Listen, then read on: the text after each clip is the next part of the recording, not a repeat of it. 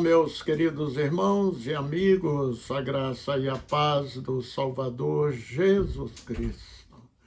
Hoje desejo compartilhar convosco sobre um assunto que tem trazido muitas controvérsias, especialmente no meio evangélico.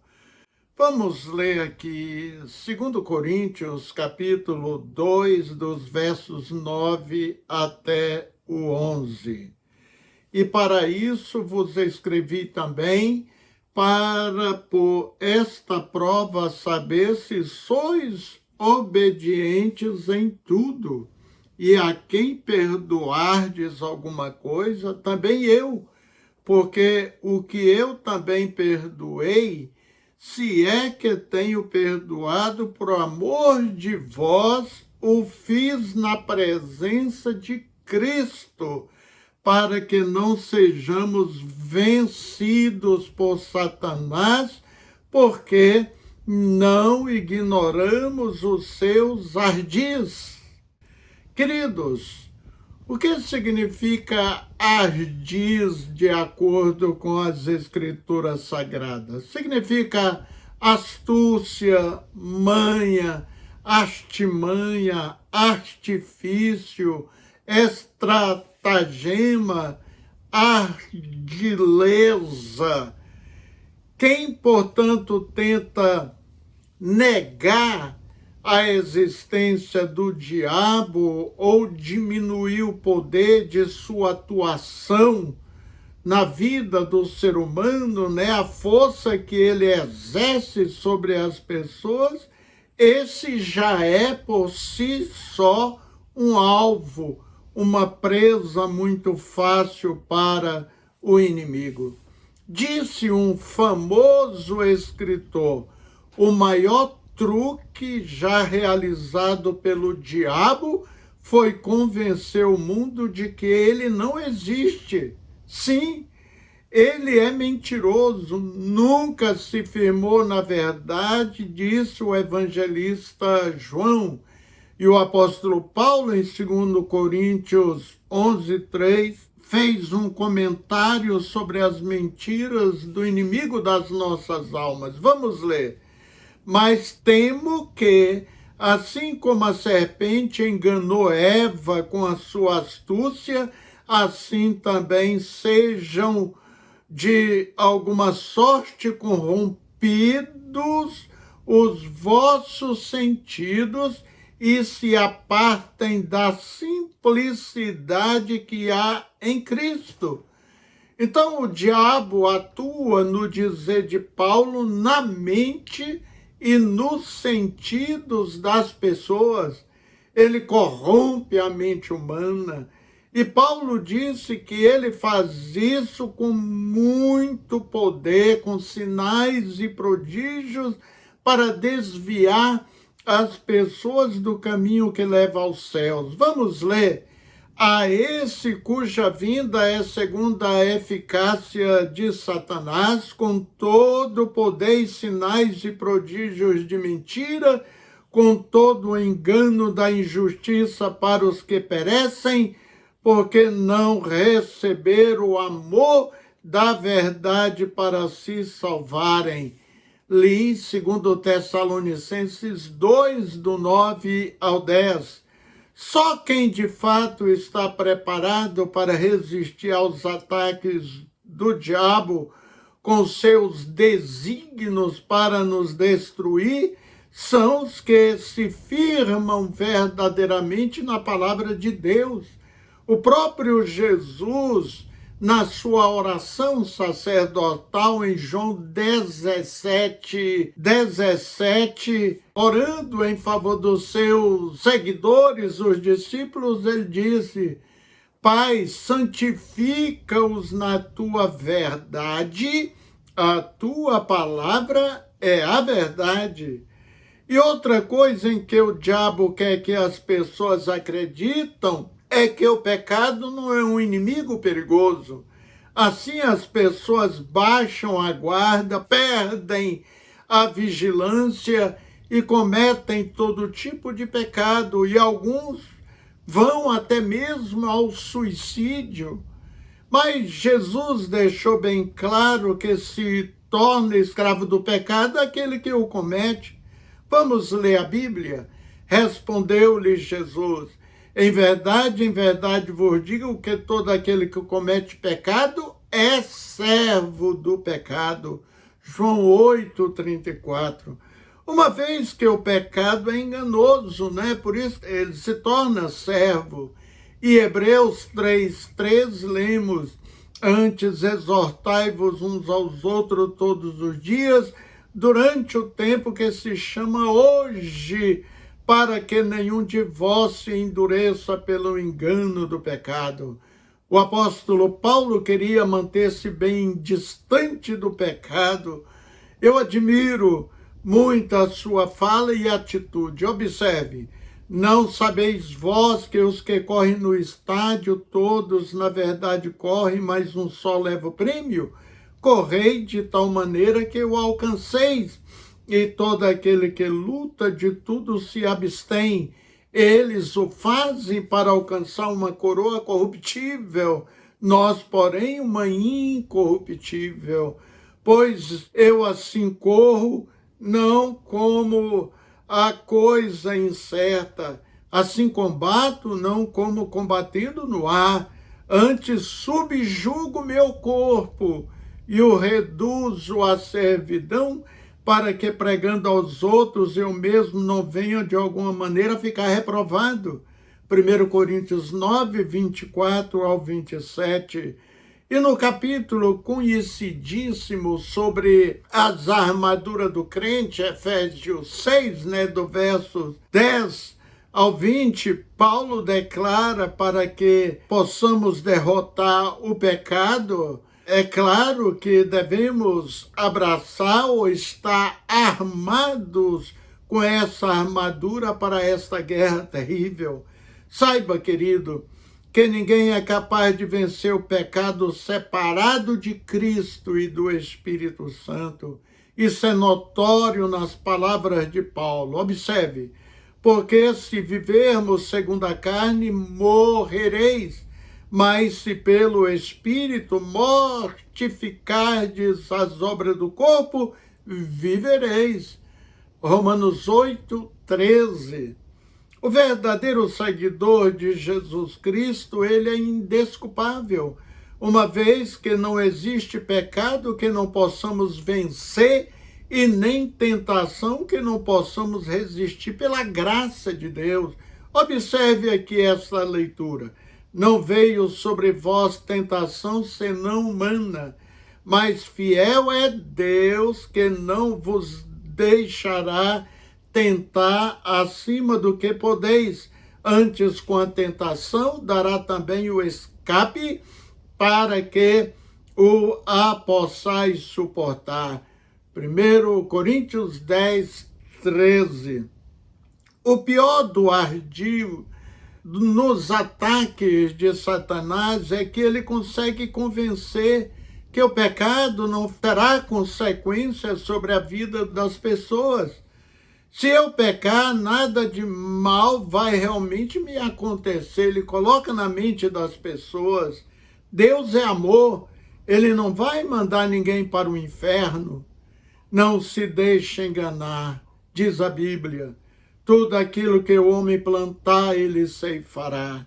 Jesus disse: entrem pela porta estreita, pois larga é a porta e amplo o caminho que leva à perdição, e são muitos os que entram por ela. Mateus 7:13-14. Então, querido, não caia nas armadilhas do diabo. Ele é ardiloso, usa seus estratagemas para iludir, enganar e levar as pessoas à perdição eterna. Seu ódio é contra Deus, especialmente que o expulsou dos céus quando ele era um querubim de luz, e milhares de outros anjos foram expulsos com ele, conforme nós lemos em Apocalipse capítulo 12. E ele sabe que o ser humano é a coroa da criação de Deus. Então, destruir essa obra obra-prima de Deus, que é o homem e a mulher, é o seu alvo principal, uma vez que não pode atacar, destruir Deus. E uma das armas que ele tem adotado é levar muitas pessoas, queridos, para a eternidade é o suicídio. Pois ele convence as suas vítimas que vão descansar, vão passar dessa vida para uma melhor e não haverá qualquer consequência divina. Pelo contrário, ele ganhará o céu como recompensa e descanso, pois Deus é amor. Você sabia que, segundo o Anuário Brasileiro de Segurança Pública, do Fórum Brasileiro de Segurança Pública, divulgado no ano de 2023, houve 16.262 registros de suicídio no Brasil só no ano de 22. E segundo a Organização Mundial da Saúde, OMS, 32 pessoas se suicidam por dia no Brasil, o que significa que o suicídio mata mais brasileiro do que doença como AIDS e câncer. E no mundo todo, 800 mil pessoas se suicidam, querido. A grande maioria jovens, muitos por causa de transtornos mentais, conforme diz a OMS. Agora, o mais impressionante é que nesse número de suicídio encontra-se evangélicos e até pastores, pasmem. Há registros bíblicos de líderes como Sansão, Saul e Judas que tiraram as suas vidas. Você sabia que aquele grande pintor Van Gogh, ele também era pastor? E ele foi um dos famosos que aplicou a pena capital contra si, ou seja, suicidou. Nos últimos anos, vários pastores americanos tiraram suas vidas e, assim como no Brasil, o fato passa a ter certa frequência. Querido, o que está acontecendo com os que estão na função de cuidado, mas não conseguem administrar suas próprias demandas, né? Porque pessoas que já ajudaram tantas desistem da própria vida, né? É terrível quando eu leio a história de pastores que suicidaram. A Bíblia menciona homens e mulheres fiéis que ficaram neste estado e que desejaram morrer, ou seja, no estado de decadência assim, espiritual, de depressão, vamos dizer assim. Entre elas nós vemos Rebeca, vemos Jacó, Moisés, Jó. Nós vemos especialmente Elias, que queria morrer, 1 Reis 19:4. 3 pastores se enforcaram só em dezembro de 2017. Perdoa-me de citar o nome deles aqui, porque está na imprensa, né? 2 eram pastores da Assembleia de Deus, né? O Ricardo Moisés e o Júlio César da Silva, e o outro, o pastor Lucimari Alves Barro, da Igreja do Evangelho Quadrangular. Eu confesso que eu fiquei chocado, pois 3 pastores suicidam no mesmo mês e no mesmo ano. E o que me chocou também, queridos, foi ver um pastor famoso, foi candidato a deputado federal lá de Minas, né, que foi o autor do belíssimo hino Desperta, Débora, com base em Juízes 4 e 5, né? Muito cantado até no meio dos batistas nacionais. Ele suicidou com uma espingarda atirando na própria cabeça. Realmente, no final nós vamos ouvir este hino para você ver como é um hino maravilhoso. Eu quero dizer o seguinte: por mais dura pressão, perdas É até inexplicável ver, queridos, que pessoas que chegaram a ganhar almas para Cristo, pregou o evangelho por anos, expulsou demônios, aparentemente até conheciam a Bíblia, né, e depois suicidar. Uma coisa é certa, nenhum desses pastores citados sofreram como Jó ou como o apóstolo Paulo. É bom ler o que Paulo disse sobre os seus sofrimentos físicos. Recebi dos judeus 5 quarentenas de açoites menos um.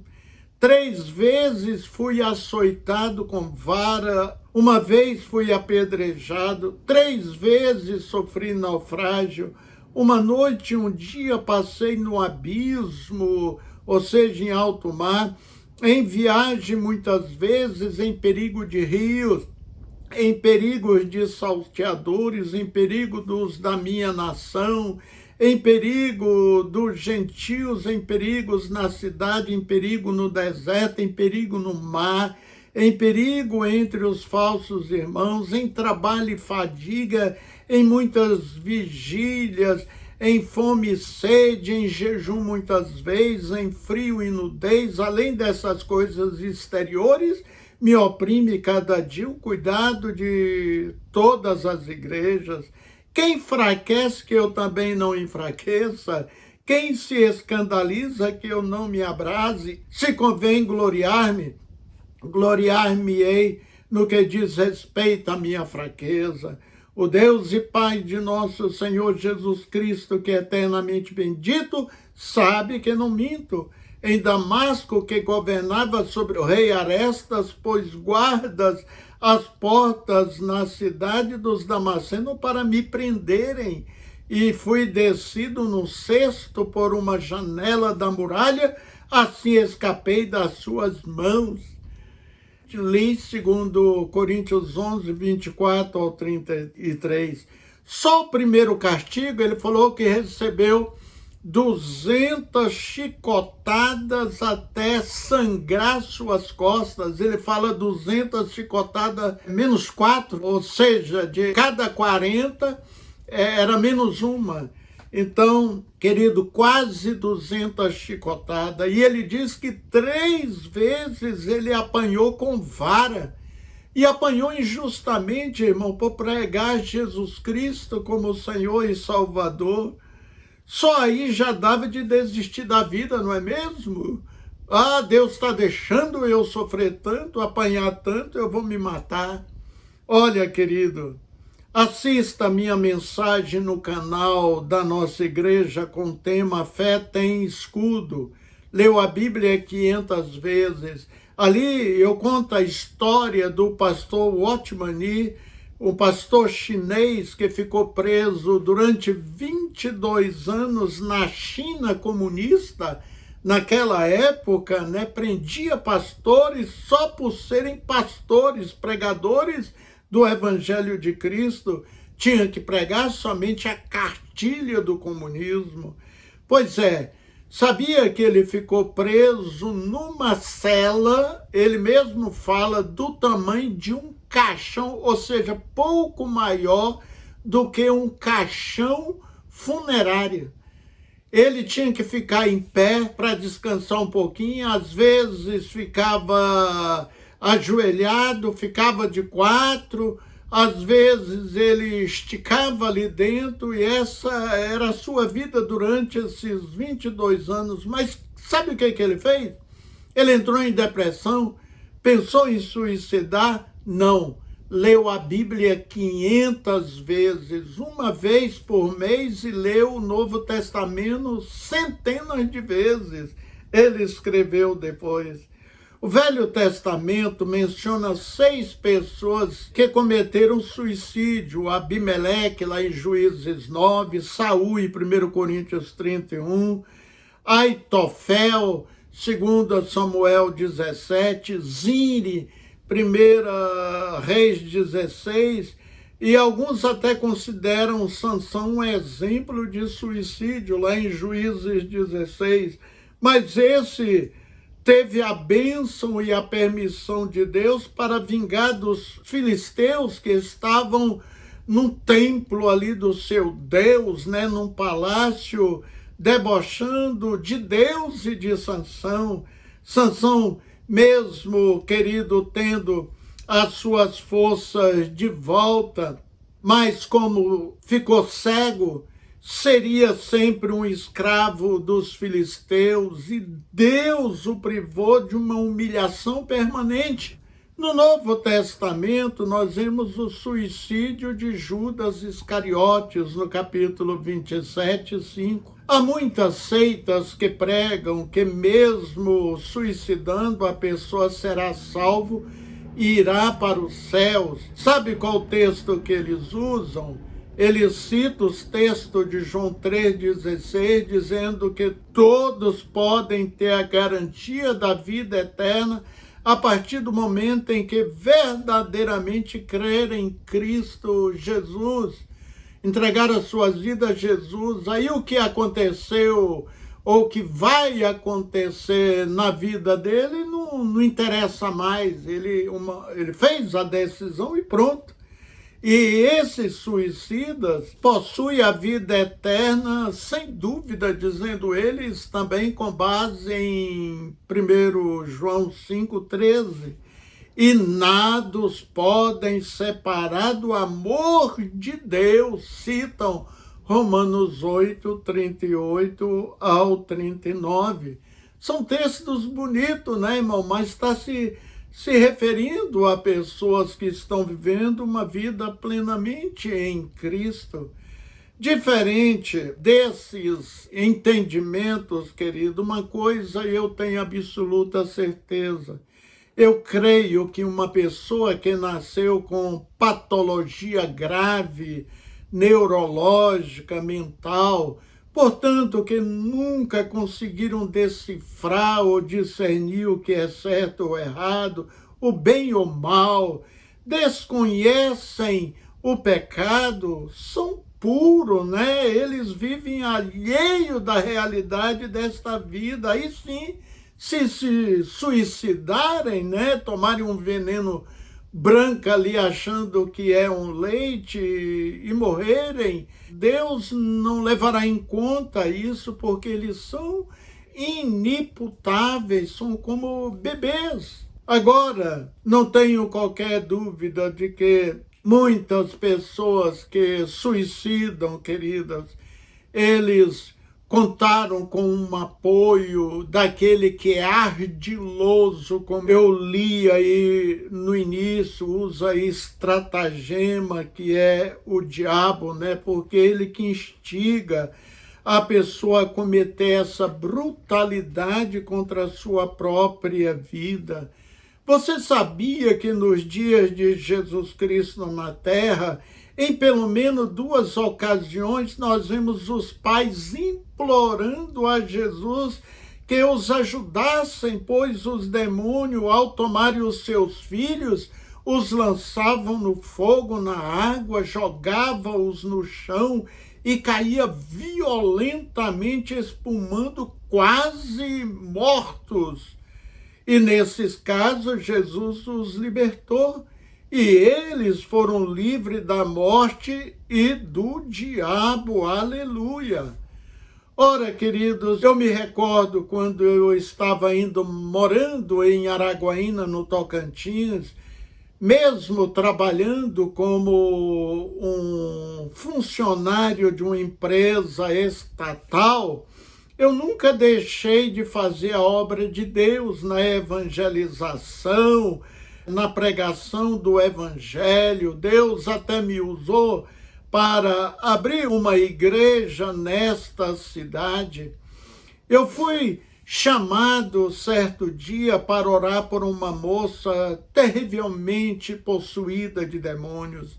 A casa dela era uma casa muito humilde, era feito ainda de adobe, né? Aquele tijolo cru, não tinha nem reboco na frente da casa. A telha era de palha de coqueiro, né? A casa tão baixa que a minha cabeça quase batia ali. Até parece que os demônios sabiam que eu iria orar pelaquela moça naquele dia, pois quando eu entrei num pequeno quarto, ela estava em pé, os olhos pareciam sair de sua órbita, assim como fogo e um ódio olhando assim para mim. Era terrível ver aquela cena. E o demônio gritou: não se aproxima dela.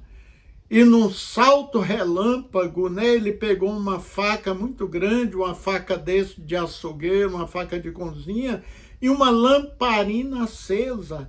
A faca ele colocou no pescoço dela e a lamparina acesa em cima de sua cabeça. Naquele momento, queridos, eu confesso que eu gelei vendo aquela cena. Eu tive que pensar rápido e pedir um discernimento de Deus e falar: o que fazer, Senhor, numa situação dessa? E ali, queridos, Deus pegou e falou assim: ordena, em nome de Jesus Cristo, que ele fique amarrado. E eu usei as palavras que Deus colocou no meu coração, e naquele momento eu vi, quando ele baixou a mão direita, baixou a mão esquerda, com a arma ali, né, a faca e a lamparina no outro, parece que ele estava amarrado de cordas. É incrível. E naquele momento eu pude tirar das mãos dela aquelas armas terríveis, queridos, e eu entrei ali numa batalha em oração. Demorou muitos minutos, eu acho que eu fiquei quase meia hora orando, até que Deus a libertou totalmente daquela opressão. E olha, por pouco, né, o inimigo poderia ceifar a vida daquela jovem. Observa agora o texto de 1 Coríntios 3,15. Creio que provavelmente uma boa descrição do que acontece com um cristão, queridos irmãos, que não olha para as escrituras sagradas e comete um desatino contra a sua própria vida. Veja bem o que diz esse texto.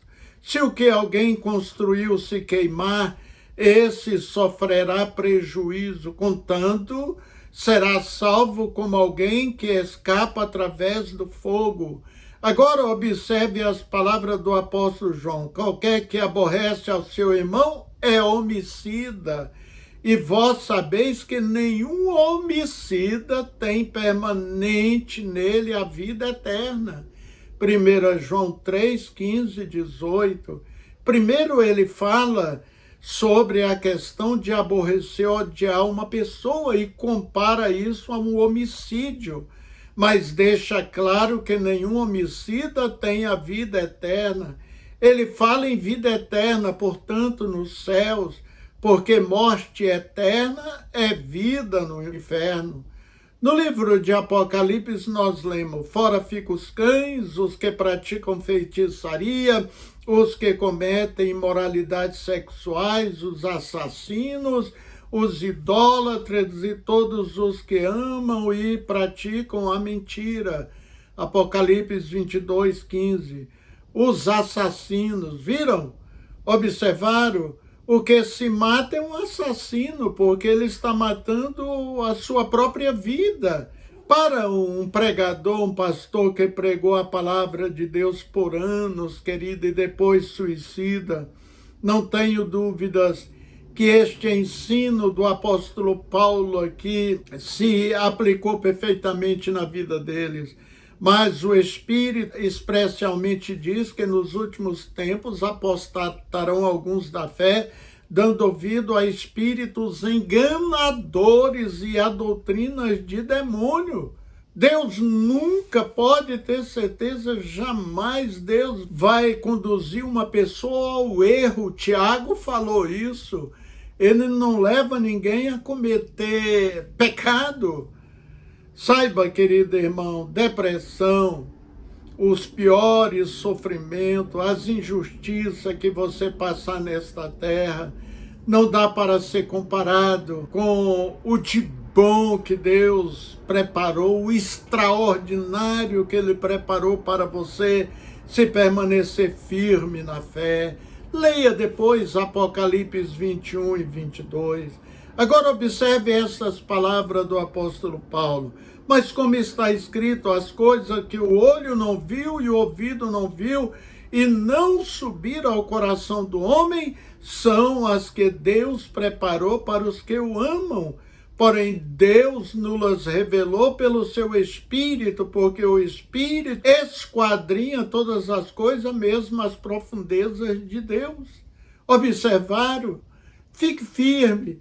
Se você souber de algum crente, algum irmão que está passando muitas lutas e sempre está falando, olha, eu tô até pensando de acabar com a minha vida, eu não aguento mais, Deus está demorando me levar, então eu estou pensando de acabar com a minha vida. Leia a palavra de Deus para ele, ajude-o neste momento. Você sabia que uma pessoa que fica repetindo muito, eu quero me matar, eu quero me matar, o diabo ajuda. Ele é ardiloso, querido. E ele dá uma força para quem quer suicidar. Então, você que é um canal de bênção nas mãos do Senhor, você tem a palavra. A Bíblia diz, abre bem a tua boca e eu te encherei. Fale de Jesus, fale do céu para ele, diga para ele ou para ela que aguente mais um pouco. O que o Senhor preparou para nós é tremendo. Olha, Jesus poderá vir buscar sua igreja a qualquer momento. Ele não marcou dia e hora, então isso pode acontecer rápido. Então, querido, você pode ser um canal de bênção, porque é terrível mesmo saber que uma pessoa que outrora seguiu a Jesus, pregou a palavra, viveu o evangelho, de repente ele joga tudo isso para trás e comete um desatino contra a sua própria vida. Para encerrar, eu quero mostrar um exemplo aqui. A Bíblia diz sobre o traidor de Jesus Cristo. Quando uma pessoa trai Jesus, ele nega a Bíblia, nega os ensinos da palavra de Deus, ele está traindo Jesus. Jesus, referindo-se a Judas Iscariotes, ele falou, o Filho do Homem irá, como está escrito a seu respeito, mas ai daquele por quem o Filho do Homem é traído. Melhor seria para ele não houvesse nascido. Mateus 26, 24. E aí, querido, Jesus deixou bem claro que no inferno haverá graus de castigo, de sofrimento. Quem plantou mais, colherá mais. Por exemplo, o grande nazista terrível, né? Adolf Hitler, aquele alemão, ele mandou matar mais de 6 milhões de judeus. É claro que ele não pode ser igualado a uma pessoa que matou uma só pessoa, não se salvou, foi para o inferno. Hitler terá um julgamento mais duro para ele. Ora, não traia Jesus, não traia a sua fé. Para encerrar, eu deixo Apocalipse 3, 10, 12 para você refletir. Como guardaste a palavra da minha paciência, também eu te guardarei da hora da tentação que há de vir sobre todo o mundo para tentar os que habitam na terra. Eis que venho sem demora, guarda o que tens para que ninguém tome a tua coroa. A quem vencer, eu farei coluna no templo do meu Deus, e dele nunca sairá. E escreverei sobre ele o nome do meu Deus, e o nome da cidade do meu Deus, a nova Jerusalém que desce do céu, do meu Deus, e também o meu novo nome. Amém. Fique com estas palavras gloriosas, essas promessas de Jesus. Vamos falar com Deus. Amantíssimo e eterno Pai, A tua palavra, como disse o salmista, é lâmpada para os meus pés, é luz para o meu caminho. Ela nos aponta o caminho sobremodo excelente, o caminho que leva a Deus, que leva aos céus. Queremos trilhar este caminho, o caminho que é a tua palavra, Deus. Não queremos olhar para trás, haja o que houver, a que preço for, por maior que seja a nossa luta, nossa dor, sofrimento, queremos estar firmes, sendo fiel até a morte, como está escrito na tua palavra. Ajude essas pessoas que estão fraquejando na fé, que em momento de lutas querem desistir da sua fé e desistir da sua vida. Socorre estas pessoas, use vidas, dê revelações às pessoas certas, Deus, para levar uma mensagem de fé e esperança para esses irmãos fracos na fé. Salva almas, Deus, que este culto, este programa seja um canal de bênção na vida deles.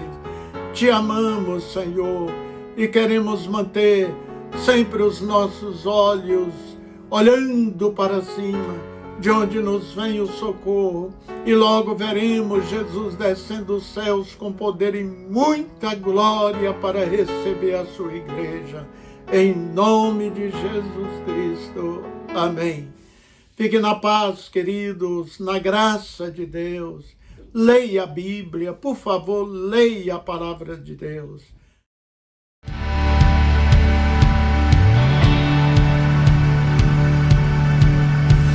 Igreja, jovens filhos, quero o tentador roubar nas promessas do bom mestre, firmes pois a esperar, mas que clamam ante o trono, sem jamais desanimar.